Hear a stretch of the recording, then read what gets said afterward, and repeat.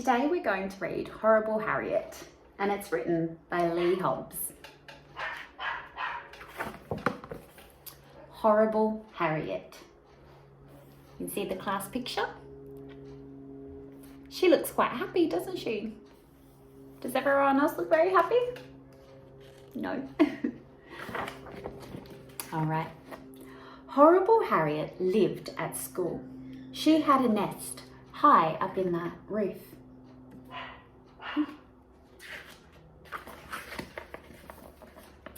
Every morning, Harriet came down to attend class and hand in her homework. Her teacher, Mr. Bogle, couldn't see very well. He thought she was a good girl. She was helpful too.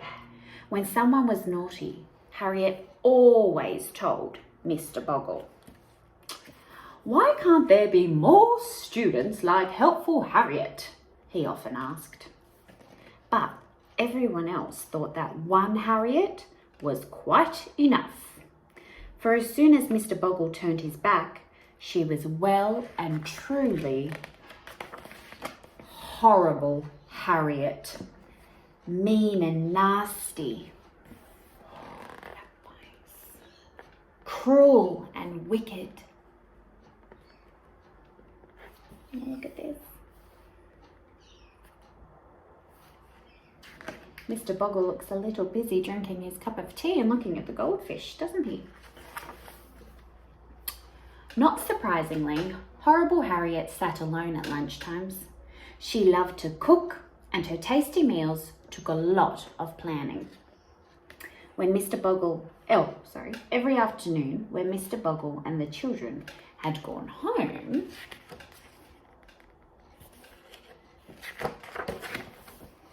Horrible Harriet attended to her after-school chores. There were teachers to be fed. They lived in the cellar.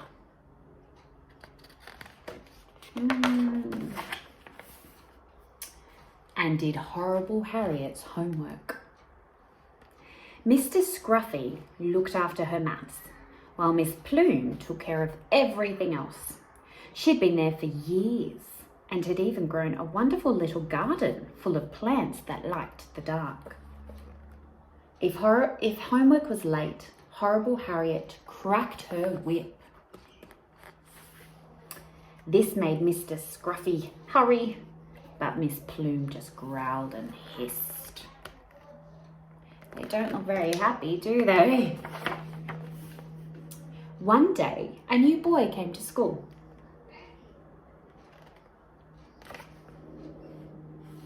He's travelling through the city to the green school. His name was Athel Egghead, and he was very polite. "How do you do?" he said when introduced to the class. Athel found making friends difficult. He was a very shy boy and was used to being overlooked. That means no one really noticed him.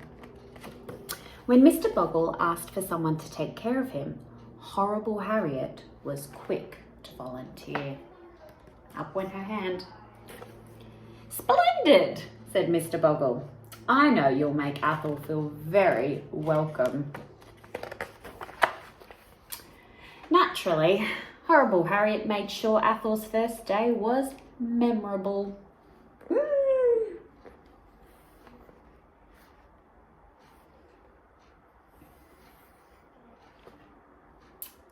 Oh dear. In fact, she wanted to make it a day Athel would never forget. When he lost his lunch, Horrible Harriet insisted that he try her bat ear monster tail soup. Not bad, said Athel.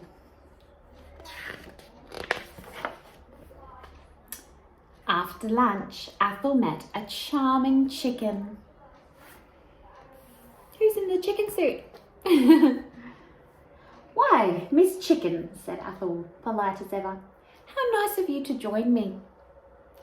Miss Chicken was speechless. Nothing to say. In the morning, Horrible Harriet found a lovely card on her desk. "Thank you for a wonderful day," it said, "from A. Egghead." "Oh, I knew you were just the one to welcome the new boy," said Mr. Bogle. It was a proud moment for Horrible Harriet. Not long after that, Harriet showed Ethel some bold new steps when he joined her for dancing lessons. Then, in art class, Ethel Egghead helped Harriet with her self-portrait. "More pink in the cheeks," he suggested. Harriet and Ethel were having a marvellous time. You see how there's more colour in the city now? It looks a lot happier, doesn't it? But down in the cellar, Mr. Scruffy and Miss Plume were growing restless. "Where is she? We have to get out of here. We haven't been fed in days," I'm sure they're thinking. They were on emergency rations. Not much food left. Mr. Scruffy had raided his secret chocolate supply, while Miss Plume had to make do with spare homework. She's eating the homework. One lunchtime, Ethel had bad news. "I must leave," he said quietly. Then he gave her a special gift, a painting, for my special friend, Harriet.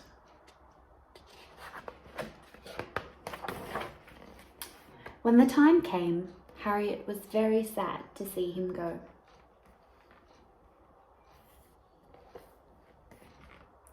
So she locked herself away for 5 whole days. That mouth doesn't look very happy, does it? She's hung up his picture.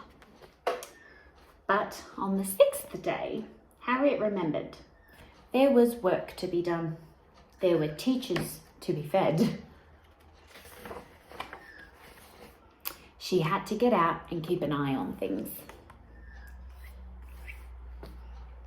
Her old friends had been neglected. Mr. Bogle was certainly glad to see her back. "If only we had more students like Harriet," he said to the class.